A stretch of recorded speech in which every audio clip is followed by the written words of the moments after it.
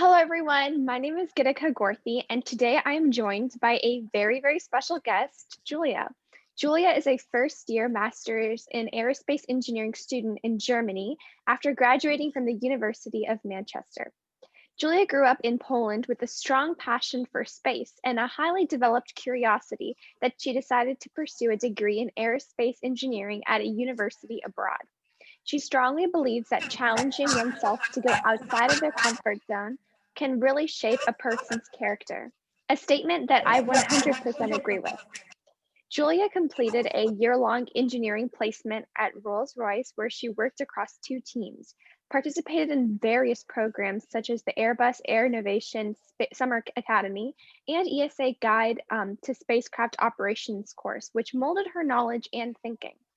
I'm so excited to be able to talk to such an amazing young woman in the space industry who's already doing so much. Welcome, Julia. Thank you so much for taking some time out of your busy schedule to talk to us today. Thanks for having me. Yeah, I'm so excited to learn about your journey because you've done already so much at such a young age. But before that, I'd like to know more about your typical day. What do you do? I'm sure it's a little different because of the pandemic, but how is it? Yeah, so I'm currently in Germany and well, we are in a full lockdown. So I can't really go to university, but I kind of I think I have the same routine regardless whether I go to university or work from home. And I try to start early because I'm a very morning person. And after I have the routine where I get into the working mode, I always try to start with two activities that I prioritize for this semester. And for me, it's learning German because I'm in Germany and I love learning languages. And second one is programming that I think I am struggling with a bit at the university. So I decided to just give it a bit of a push. And I start with 2 hours of those activities every day. And then everything that is afterwards is what I have to do during the day. So I attend the lectures and of course I do the tutorials and I mean I think I try to put an honest amount of work every single day, and then as long as I put and gave 100% of my abilities, then I'm happy with how the day went. And I also make sure that when we weren't in a full lockdown, I make sure to go out every single day and explore the city, because I live in different countries and it's so nice to just take advantage of this place. And yeah, and before that, I think until December, I was working full time in Berlin. So now I'm in Munich. And previously I was, so the Brooke Owens Fellowship, actually my internship got shifted towards autumn. And because I couldn't come to the US, I was offered to come to Berlin and just work in the same company, but in Europe. And I basically stayed in Berlin for 3 months, and that was also really cool. Yeah, that sounds amazing. I've always wanted to work in different countries or learn in different countries. How many countries have you been in or have visited? So in terms of the maybe kind of my studying scope objective, because I visited a lot of countries, but I'm originally from Poland, so I lived there until I was 20, and then I moved on to do my undergrad studies in England, and that's where I spent 3 years of my bachelor's plus 1 year of a placement. So that's Rolls-Royce is where I spent a year. So I lived across there were 2 different cities that I lived in the UK, and now I'm in Germany and I worked here. Actually, I worked 5 years ago. I worked here as a gardener in Berlin, and then 5 years later I came in as mission operations intern. So that was such a huge shift and upgrade. So I worked in Berlin before, and now I'm in Munich. I'm doing my master's, and I'm applying for Erasmus program to go to Toulouse in France. And I'm really looking forward to be fluent in those 3 foreign languages by the time I finish my master's. So, and hopefully US will be somewhere. I was supposed to go during the summer, but unfortunately I wasn't able to, but hopefully that's also on the radar. Yeah, that sounds so cool. I definitely want to go to the UK and France and definitely do something. I think it sounds very cool. I'm actually learning French in school. So yeah, it's very cool. And so because you've had so many cool experiences, what's like the most exciting project or research that you've conducted or worked on or even like read about? Yeah, so I think like because I was working on different projects, like it's quite hard to pinpoint like one and say like that was the most exciting one. But I think like yeah, if you were to ask me now, I really recall well like Airbus Airnovation Summer Academy. I think because it was so diverse, because they chose 40 students from like all over the world and like different universities as well. And what was cool is that the teams were actually mixed, because usually the projects I do are very like engineering orientated. And that was a bit of like, there were some people doing business, there were some people doing design. And it was nice to like combine the knowledge of all the people. And we had a week to design a project, like, yeah, like a proposal on how to tackle water and food insecurity in like developing countries. And we used like space technologies for that. We used for the proposal, we used like the farm star technology that Airbus has developed. And I think that was really cool that like, you know, normally like every day I do something else, like I do more like technical stuff. And here I just had the opportunity to think about like a bigger picture. And yeah, I kind of, I miss like the social aspect, and I miss like working with people. So hopefully the pandemic will be done soon, finished. Yeah, I completely agree. I feel like it's a whole different environment when you're on a screen, and it's so much more different when you're actually interacting and working together to do something. I definitely feel that in terms of school as well. Now that we understand your basic journey of like your research and some of the programs you've been in and how you know such a diverse number of languages and you've been to such amazing places, I'd like to know like what kind of got you started into this, space industry and a career? Because I feel like it's an industry where a lot of people are scared to come into or they don't know what exactly they want to do other than engineering. How did you kind of get into this industry? So I think, I mean, it was a bit, I think, a different story for me, because I didn't even know that you can study aerospace engineering. Because in Poland, I think there's one university in Warsaw, where I'm not from, where you can study aerospace. So I never actually thought that you can study aerospace. And I was actually not a person that was even considering studying STEM, because I was quite poor in maths and physics. Like I was struggling. And I was in junior high school, so I don't know like what's the equivalent, like it's like GCSEs in England.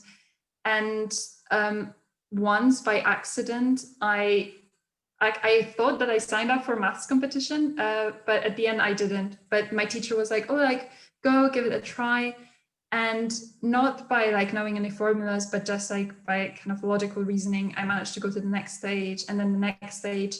And I actually like started believing like maybe I'm good in maths.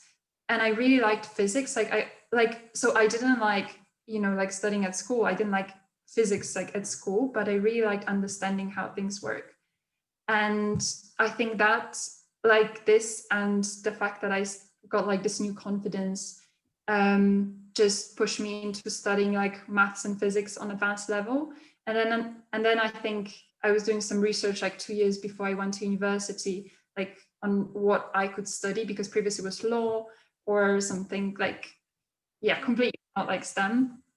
And then I came across courses in the UK, and that was like aerospace engineering. And I thought like, this is like cool stuff. It's like, it doesn't feel like you're studying, like it's like, it feels more like I'm really interested in it.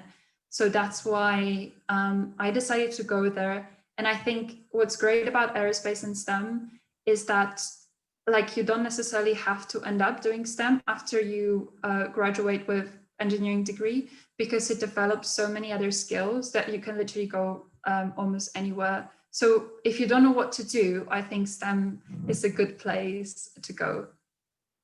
Yeah, I think that's amazingly said. I feel like not only STEM, I feel like even the space industry is so broad and you could do so much with it. So if you like a certain subject like math and you like biology, you could do something with space medicine, or you could go into art and like designing astronaut wear. And like I think it's just really cool how there's so many things you can do in the space industry and the STEM industry, and how you can like branch out to different sectors, which is really cool.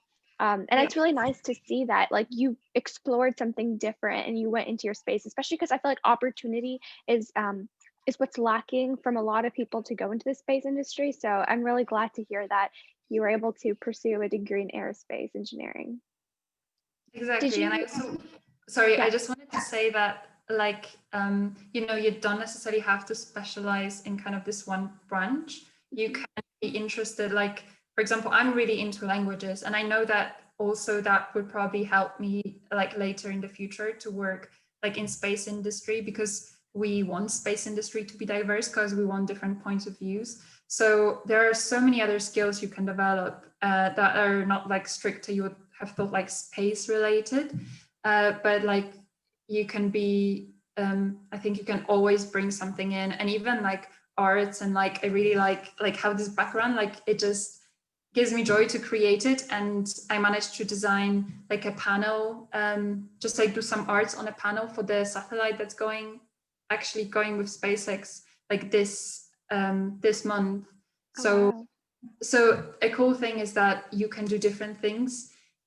So be interested in space, and you don't necessarily have to limit yourself to one branch. Yeah, I think that's amazingly said. And I think that's exactly what I'm trying to also get out of my interviews, is to show people you don't have to stick with like one, like, oh, I'm just gonna do this one thing. Not, I can't dip my feet in anything else. I feel like that's what's great about the space industry that I didn't know before. And I feel like being able to provide that same thing to others, like you don't have to just stick with one thing. You can like dip your feet in multiple things. Is what I love about the space industry. Did you, I know you didn't know about the aerospace engineering degree, so that obviously was a huge turn in how you became who you are today. But did you have any other like large twists and turns or moments of self-doubt where you were like, oh, maybe this, maybe aerospace engineering is not for me? Or did you just have any twists and turns in your journey in general? Yeah, I think, I mean, when it comes to confidence, I think that's something you kind of always work on. And I think like I definitely was lacking confidence. So that was something I started building, but I think I never really doubted that, oh, it's like aerospace is not for me. I always felt like, I know we need more engineers. I know we need like more people who like solve problems that are very complex, but at the same time, I didn't really believe that I'm like the person who would be good at it. However, like I wouldn't say that caused like any self-doubt, but what was annoying is that what I didn't get to university first time I tried, because I mean, I don't think that there's like a point to give like excuses, but like I think the grading system between like Polish exams and then UK entry exams is a bit different. And I think I just didn't match it at the level that was expected in the UK. So even though in Poland I was like, I could have gotten to the university, I wanted to go to the UK, and that wasn't enough. So, and it's not something like SATs that you can retake, I think, many times during the year. You have just one shot. So I stayed at home and I taught myself maths and physics for a year, and then I gave it another shot. And I had also a dream university that I wanted to go into. But even with the second time, I didn't really meet the criteria. So I ended up at the University of Manchester, which is still a great university. And I think like actually like probably that was the best path I could have taken, because I met so many people that actually inspired me to like be where I am now. But yeah, I didn't get to university, and I think but surprisingly I didn't feel like, I didn't feel like that I didn't like belong there, like to study engineering as well. But I felt like it was a lesson for me how you have to prioritize what's important to you, because I was doing a lot of things. I used to go to music school. I used to do like 1,000 things at the same time. It definitely helped me to develop some skills, but at the same time I didn't focus what was the most important thing for me. And I think thanks to that, I've learned my lesson and then like carried on with this like lesson then during my degree. And I think that's where also my success kind of how my success developed, that I knew how to prioritize well. I know. I feel like a lot of test scores or grades, demotivate students from doing what they like. And they're like, oh, okay, well, then I'll just like stop my dream and I'll just like shift it to something I can do. And they don't actually persevere to follow their dreams. And I'm so glad to hear that you actually, kept sticking at it, even if it means taking a break year and, trying for another time to go to a UK school. I think that's really great. It shows a lot of perseverance, which is really important. I feel like sometimes, especially because I'm in high school, with like a lot of tests now to get into college, I feel like there's a lot of pressure, and sometimes it can eat you up, making you lose what you really love to do, which is space. And you're like, oh, maybe I can't do it. And so I think always trying to remember to not give up is such an important thing that I think have helped you become who you are today. Yeah, definitely. And the fact that I think like don't be afraid to tackle the things that are difficult for you, because I think there it's like high school or even college and later on there will be things coming up like that. And if you don't learn how to tackle them, like you will then be giving up on other stages where you can like push a bit farther and get a bit farther. And I think that's what also defines like, that's how those people who like went really far in life, like you can see that they struggled a lot, like sometimes in certain points of life, but they learn how to kind of push through. And my like secret is like, if I really struggle with something, let's say programming is like a perfect example that I'm not really keen on programming. I don't think I'm going to be doing it in the future, but I want to really master it to the certain level. And I'll be doing it for as long, till the point where I feel comfortable and I feel like I start liking it because I'm good at it. So it's my way of kind of like, like I try the things that I really dislike, but I know are useful. I try to learn them to the point where I like them because I'm good at them. So I think that can be a bit of a, maybe like advice if someone is struggling with something. I know it's so easy to give up, like, okay, I don't know this, so I'm not going to even touch it. And seeing how like you dedicate every morning like an hour or two to doing like two activities that you really, want to improve in or do better at, especially something hard like programming. I think that shows like, I think if you put in the effort in the long run, it works. And I'm so glad you're doing that. I mean, I need to start picking two activities now, and I'm like, okay, I'm going to read about this every day for an hour. I think that would actually be very helpful. And that's really cool that you're doing that. I think at the end of the day, if you like not even the day, but a week, like if you think about it, I already like put 5 hours of programming like in a working week, and that's a lot. Yeah, I think that's great. Because you're already an early bird, I feel like putting those extra 2 hours before is just, yeah, really great. How do you balance your schedule doing so many things? I mean, I know there's like a different story for people who are like, super, they don't have too many things, but they like, balance their schedule so well. How do you do it yourself? I feel like a lot of kids struggle with balancing their plate. There's so many things that they do on top of school, and you're obviously in like your higher degrees now. So how do you like manage to do everything on top of keeping your grades up?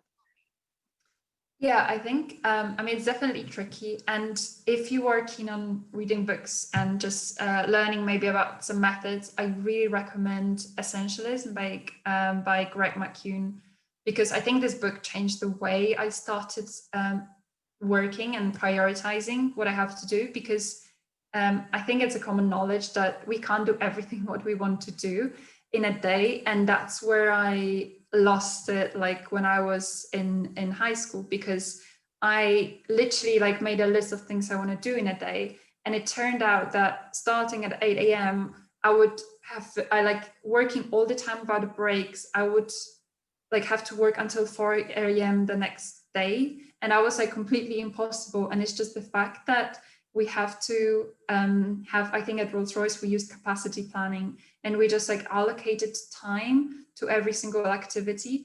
And, if the activities I have in a day, they exceed the amount of hours I have, like I am aware that I won't be able to do them. And in high school, I wished I knew that I was getting frustrated that I'm not doing everything what I want to.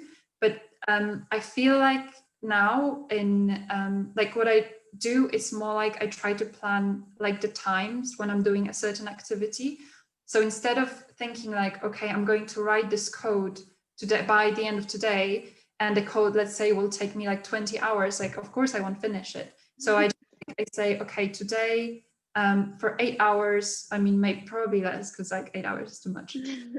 But like, let's say I work in 25 minutes intervals, and I try to do like 8 hours kind of work where you have 10 minutes of break for every hour. So I would say that I do 6 25-minute sessions of programming, and I do as much as I can. I really try to stay focused. And then if I don't do as much as like somebody expects me to do, like, it's like, maybe that's not like, maybe there's a limit, like at this point, like maybe I can push it a bit farther, but I can't really do like, I have to sleep, I have to eat, I have to relax. Like, there are things I have to do, because otherwise I will go crazy. So I think that's the important thing, how for me, I just allocate time to activity rather than like set myself like a goal of completing something by the day. Wow, that's actually so interesting, because what I do right now as a student, like I get lots of assignments from all my classes, and I use Google Keep, which is like just like a place where you can write notes, and like I have every day of the week, and then I put all the stuff I have to do that day or assignments that are due like a few days later, and I'm like, oh, I have to finish this today, I have to finish this tomorrow, and like I just allocate that. So I'm actually gonna try seeing if I can say like work on this class for an hour, work on this class for 30 minutes, and I'm going to see if that makes a difference. Because I know sometimes when you're so stressed out to finish an assignment, you tend to be less progressive, and you're like, oh my God, I have to finish this. Oh my God, I have to finish this. And you just don't finish it. So I'm definitely interested in seeing how that works. I think that's a really good tip. I feel like it'll help us think in a less stressful manner because you don't have that pressure to finish it. Exactly. I think like what I would advise as well is like try to, I mean, start early maybe with the task if you can, but like 25 minutes can get you a long way. Just like even if you do like 20 or 50 minutes like every single day for 5 days, you have like an hour a day is not a lot, but like 5 hours a week is a lot. So if you do something like, and you at the end, like you don't get demotivated, you don't procrastinate because you have only 1 hour, you do it in an hour and you're done. Like, it's a great method. And I think it's sometimes difficult to stick to it, but I put my phone, like take my phone out of my room. Like, I don't like, I try not to procrastinate, and I find it so much more efficient and even effective. Yeah, I know like sometimes some students struggle with like getting distracted, but a problem that I sometimes face is like I'm starting an assignment and I just sitting on my computer staring at the screen like, okay, what should I do? Sometimes I'm like so productive and I finish it, but other times I get so like worked up that I have to finish it. I'm just like sitting there. So I feel like that will be definitely better. And I'm also very curious, you've been part of the different fellowships, and I was wondering what was really key for you to become knowledgeable about the industry you decided to pursue? Was there like a certain mentorship, internship, a volunteer role, a certain magazine, or a certain book that you read or did that really helped you become more advanced in the knowledge you have today? Mm-hmm. I think like for me, kind of my source of knowledge and experience is usually other people. And I'm also like a very social person, so I love talking to people. And I think that's how I found out a lot. I mean, maybe not like, for example, the Brooke Owens Fellowship, I found out about like on LinkedIn, just scrolling through LinkedIn. So that was, I was really lucky to find out about it. But I think I think you will learn this like later, maybe in college, that there's networking plays such an important part. It's just about who you talk to, and sometimes who you know. And that's also a skill in itself, to like how to get to know a lot of people and how to use it wisely as well. I think like when it comes to opportunities and what's there, I think it's important to kind of stay aware. And if you can just like maybe even like watch channels like your channel, like it's a great source of information and of opportunities. but talk to people. Like in college, you'll meet so many people, and there'll be so many events for students as well. Like there are so many internships and everything. Just like try to reach out to people and talk to them. I think it will definitely get you a long way. Yeah, I think networking is really key. I feel like once I started to meet a few people, they led me to meet more people, and that helped me like get such a broad range of knowledge just doing the interviews itself. Like in every interview, I learned like at least two or three things. Like for example, your lesson on time management. I feel like there's a lot of stuff that I'm learning in terms of opportunities as well as skills, which is really nice to be able to hear about. So I definitely appreciate that. And I'm also really curious about just your views on the space industry, kind of as we're wrapping up the interview. What excites you and what kind of makes you nervous about the space industry? And how do you like keep up with the constant change in the space industry? Oh yeah, that's tricky. I think because I'm not like, for example, I am very into space. Like I am amazed by space, but I always felt like I am maybe, I meet like a lot of people that are like true geeks and they know everything about space. They know the latest news. And I wasn't really this person. So it made me like doubt, like, am I really into like aerospace? But that's the thing, how like you don't necessarily have to be like 100% concentrated on space. You can have those other interests and other skills that will then later on benefit you in the space industry as well.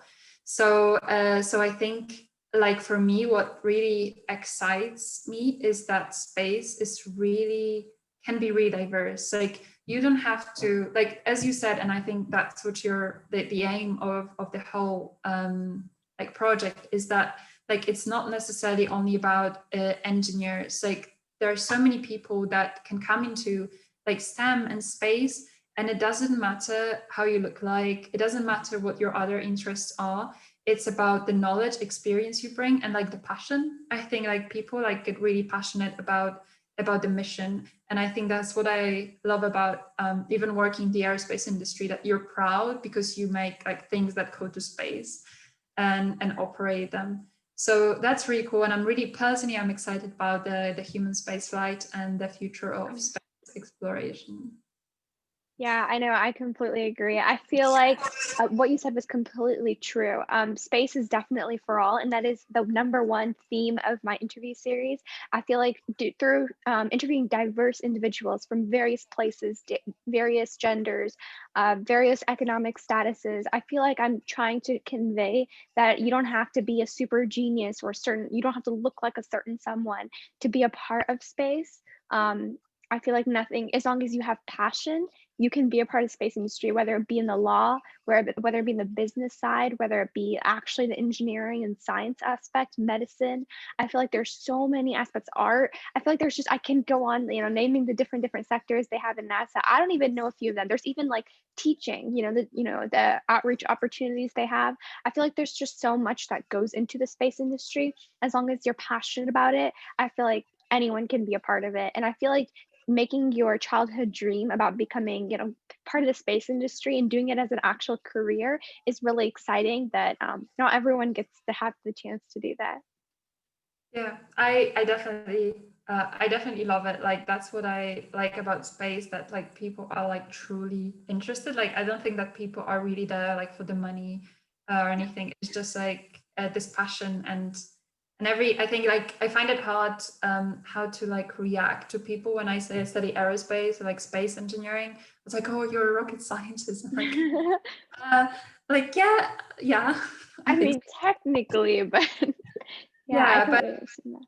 but that's the thing, like people think it's hard and people think engineering is hard, and there are definitely challenges to it, but it's definitely something you can manage, and it teaches you so many skills, and even like this perseverance, like because with engineering sometimes you sit and you try to like solve a task, and it's not something you can really like read an article online. You have to like solve a task, and you may sit there for like hours and you haven't like moved an inch like in a day. That is very frustrating, but at the same time I think that teaches you so much. So so definitely engineering, I think it is for everyone, and I think it's just like the attitude, how people think it's difficult, but like with small steps and really good understanding of the basics, I think everyone can do it. Yeah, I think those are some amazing words. And to kind of wrap up this whole interview, because I already, took so much of your time, I was wondering, what advice would you give to young people, or if you could give advice to your past self, to 10 years, like 10 years late before, what advice would you give yourself and to the other young people regarding their pursuit of passion in the STEM and the space industry? I think I would say like don't be afraid. I think it kind of like goes back to what I said a second ago. Oh, that well, first of all, it may seem challenging and a bit overwhelming, like how some people think like it's very difficult, but then if you take it, like you make small steps, you can really go far. And uh, I bet if there's somebody who can explain things well, like you can definitely understand it. So don't be afraid, and also don't be afraid of thinking that you have to be, yeah, either like a genius or like a complete like 100% geek that like knows everything about space, because otherwise you won't be like accepted to the community. I think that you can have a lot of other passions. You can even do like STEM or space activities like part-time. Like I think that's also the future, like how we are going to be like splitting our workday to keep people motivated and like interested in the subject. So don't be afraid to give it a go. There is a space for everyone, and space community is like really welcoming because we need more people in space. So like I think nobody is going to be turned away. I think those are some motivational words and something that every single person should remember, which is don't be afraid, space is for all, and just like to follow your passion because we need more people in the space industry. I feel like a lot of the technology we have today, a lot of the things that, people and humans, depend on daily, like from the GPS to, using their phones, a lot of it depends on the space technology that was created. So I think it's really important to have more people and to tell people who I'm sure many people want to be a part of the space industry, but they're just afraid. So I think reminding everyone to not be afraid and that you're going to be accepted is something that's really important. So I want to thank you so much, Julia, for spending your time and, teaching and sharing your vulnerable stories as well about how you overcame your failures, how you manage your day. I feel like a lot of people can relate with that. I feel like I could relate with that. So thank you so much for this wonderful interview. Thank you a lot. Thanks a lot.